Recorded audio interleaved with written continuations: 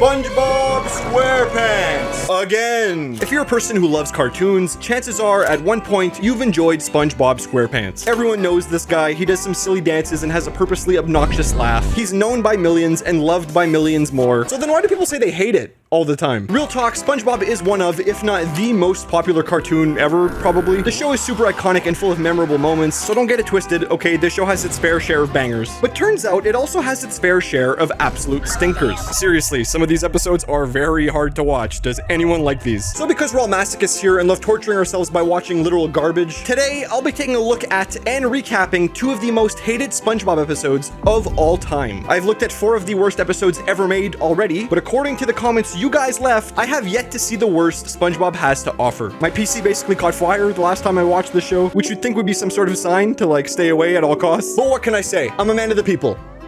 And I'm curious. Anyways, let's jump right into it. So grab your copy of Mario Kart Double Dash. The f***ing Keyblade! I've had this thing for a while actually, I just never showed it off before, but pretty cool, right? So without further ado, let's jump into an episode so hated, some people call it the worst SpongeBob episode of all time.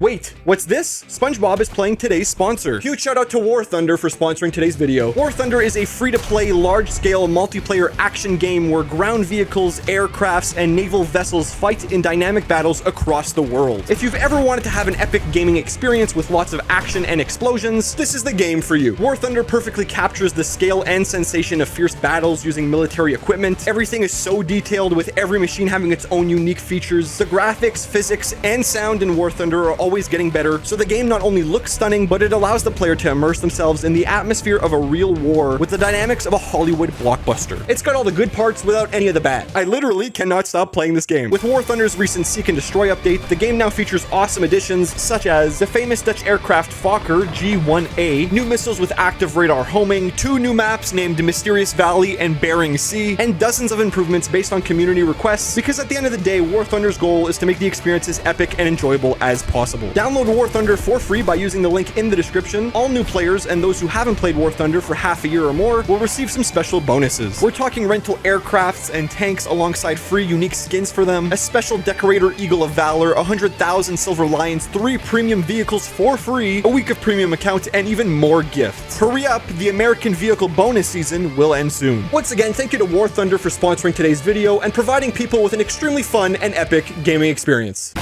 This first episode that everyone hates is called Stuck in the Ringer. It's probably the least hated of the 2 that I'm covering today, but people still really want to burn this thing alive. Our adventure begins with SpongeBob, who's currently naked and taking a shower. He does that thing where he washes his eyes with a bar of soap. That's a good idea, honestly. Gotta keep those clean. The soap then slips out of his hand in an epic slow motion sequence where he's yelling the whole time. It's honestly very loud. Why is that so loud? My ears!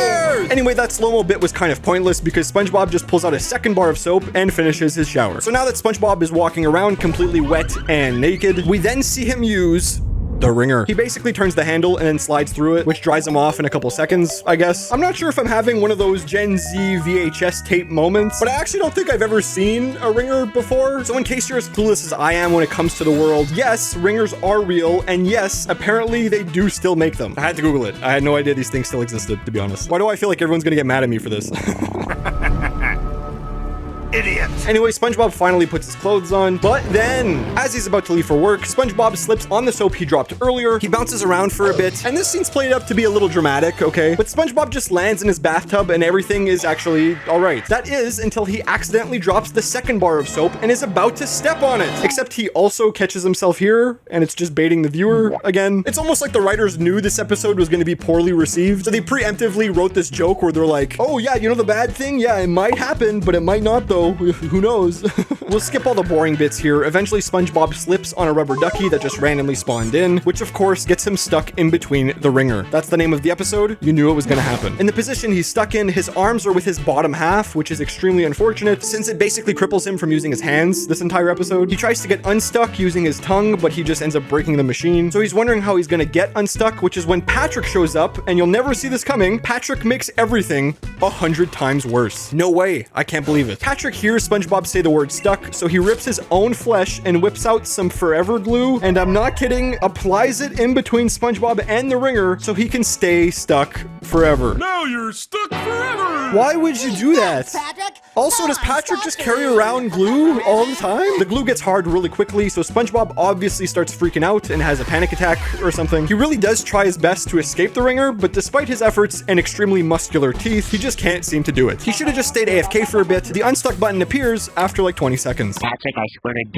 On the bright side though, Patrick uses his 99 strength in RuneScape to at least rip the ringer out of the ground, allowing SpongeBob to walk around with it now. We get this super motivational speech about how being stuck shouldn't stop you from achieving your dreams. It's honestly super heartfelt. I'm not crying, you're crying. Anyway, after all that, SpongeBob is now hard at work. I guess he figured out a way to make Krabby Patties without using his hands. Squidward checks up on him and starts laughing right away, which is probably like ableism or something, which is f***ed up. He even cracks a one-liner at SpongeBob's expense. Love the outfit. Where'd you get it? The hardware store?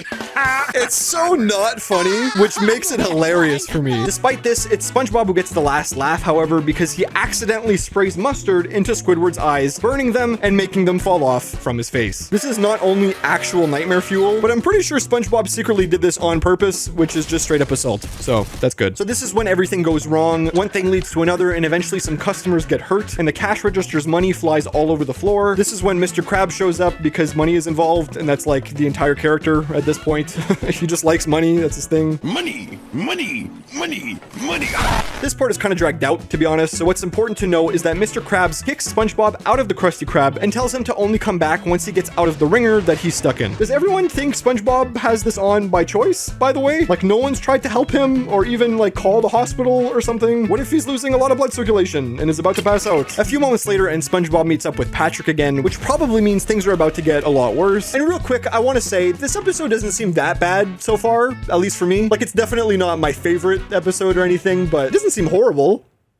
Yet. Patrick forces SpongeBob to stop crying and brings him to Super Weenie Hut Jr.'s to cheer him up. Sadly though, because SpongeBob can't really use his hands at the moment, that means he can't eat his ice cream, so he's basically forced to watch Patrick eat everything by himself. That's when they decide to leave this place, but before they do, Patrick eats all of SpongeBob's ice cream, and he does it without using his hands, so like, why didn't SpongeBob do the exact same thing? It's a little weird, whatever. The next stop is at the carnival. Of course, the first thing Patrick wants to do is play the game where you throw a ball at a bunch of cans. It's the game where you need your hands to play, obviously. Of course, SpongeBob sucks at this game. He throws a ball and it bounces back and hits him in the face, which gives him a black eye. It's not pretty. And honestly, this episode is getting a little weird now, I'm not gonna lie. Patrick then forces SpongeBob to go on this one spinning ride, but because he can't hold on properly, SpongeBob gets launched at 80 miles per hour and gets spawn killed on Fortnite.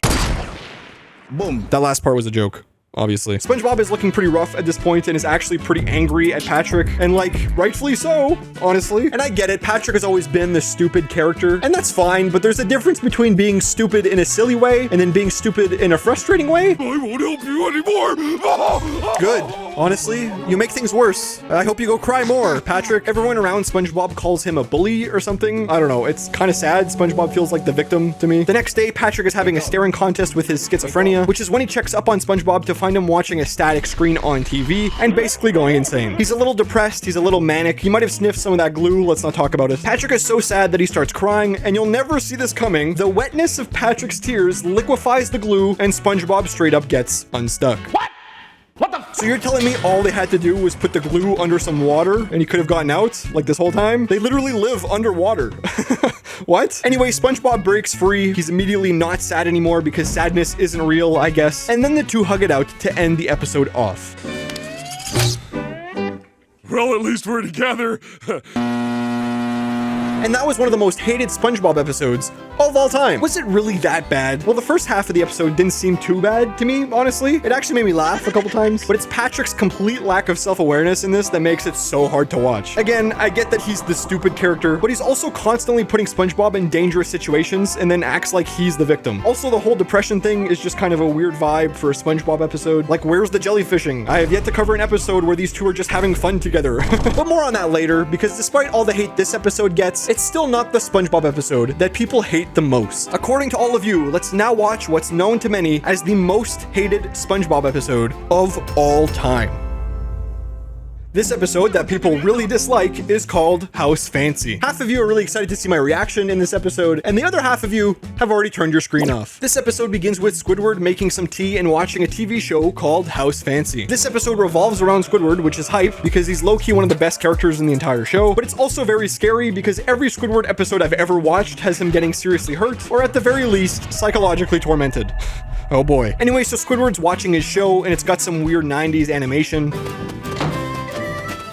Wow, that's so weird. It's so different. It looks like a different show entirely. I love it and I hate it at the same time. This TV show is basically some house spotlight competition thing. Every episode they visit someone's house, and at the very end they choose the person with the fanciest house to become the winner or something, I think. I'm sure there's a show like this that exists in real life. It's just a bunch of rich people with like super epic gaming rooms or something. So Squidward is watching the show when he gets a sudden phone call. Turns out it's from Squilliam Fancyson, who's Squidward's narcissistic lifelong rival. These two don't like each other at all. They hate each other's guts. This dude basically calls Squidward to let him know that he's on the House Fancy show and just wanted to rub it in, I think. Squilliam is super rich and Squidward is not. So, el bozo. Squidward continues to watch the show live and is getting super frustrated. Squidward is basically seeing his biggest op getting to live the life he's always wanted. We're like 2 minutes into this episode and Squidward is already the butt of the joke. And I'm not gonna lie here, most of this episode is pretty boring.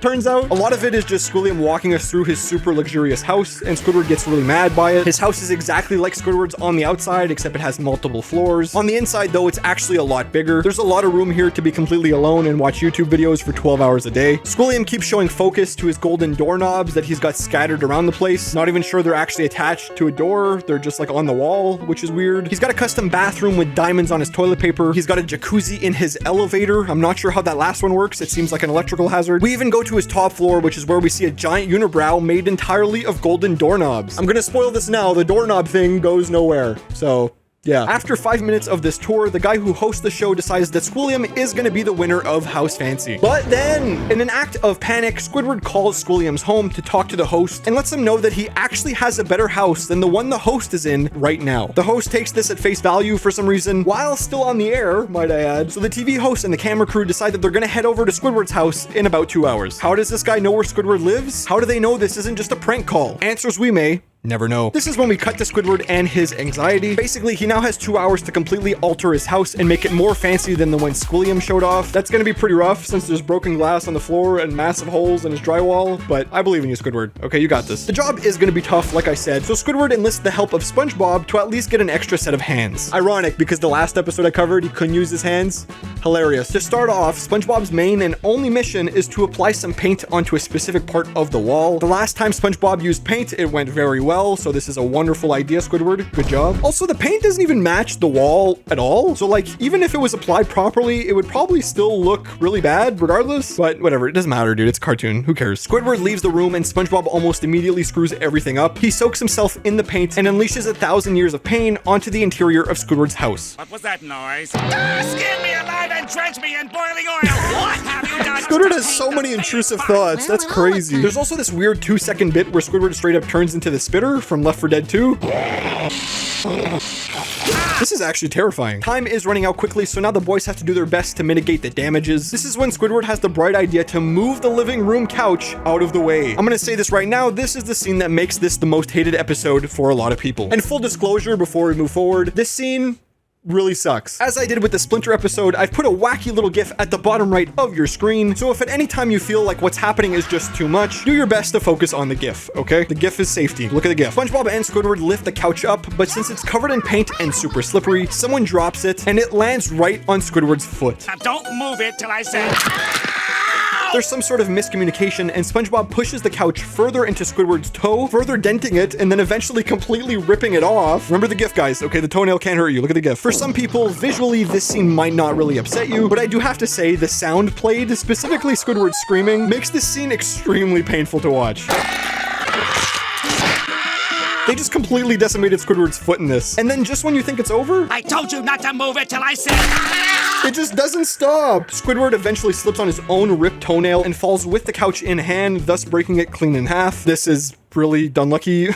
The screaming plus the visuals here are actually pretty disturbing, like at least for SpongeBob standards, so it's no wonder people don't like watching this episode. The last minute or two of this episode just felt like an eternity to me. It just goes on for so long. They love torturing Squidward for no reason. I don't understand. Anyway, the episode isn't done yet, and somehow it actually gets more frustrating, if you can believe that. Squidward needs to bandage up his foot, so SpongeBob is in charge of vacuuming the entire room. This is when he turns the vacuum on the highest setting, which in Bikini Bottom I guess means it's able to suck up everything within a close proximity, because as soon as SpongeBob lets this thing go, it completely destroys the house. It sucks up the couch, the plants, the fridge, pretty much everything. It also ends up sucking up SpongeBob himself, which I think means he's dead now. R.I.P. the goat. Squidward gets back and hears a knock on the door. Real quick, I should say there's this subplot that's been playing out throughout this entire episode that I haven't mentioned yet. It's the story about how Patrick borrowed SpongeBob's brain or something. This knock on the door was just Patrick returning the brain, which like doesn't make any sense and isn't really that funny. It's honestly just padding since this episode is barely 10 minutes as it is. But before Patrick leaves, he actually uses Squidward's bathroom, which I'll be honest, gives us probably the funniest moment of the episode because of just how insane this scene is for some reason. Please,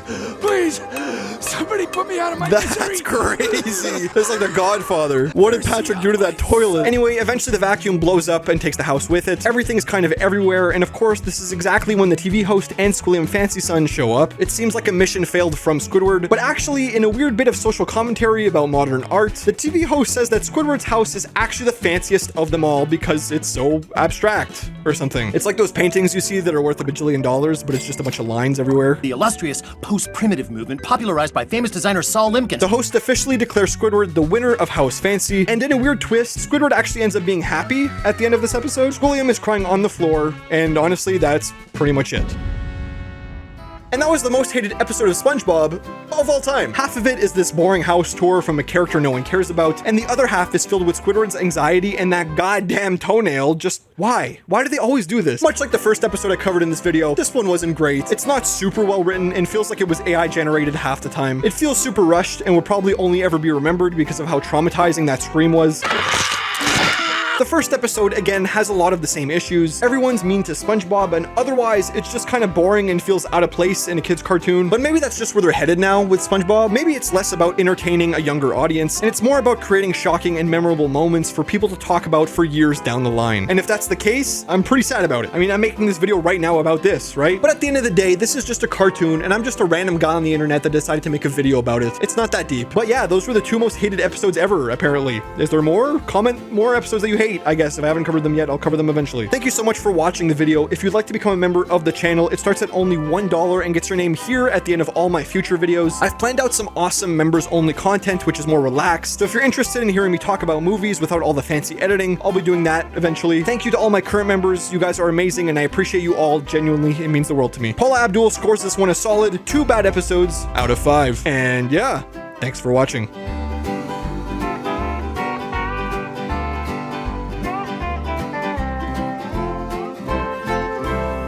Now don't move it till I say, Please, somebody put me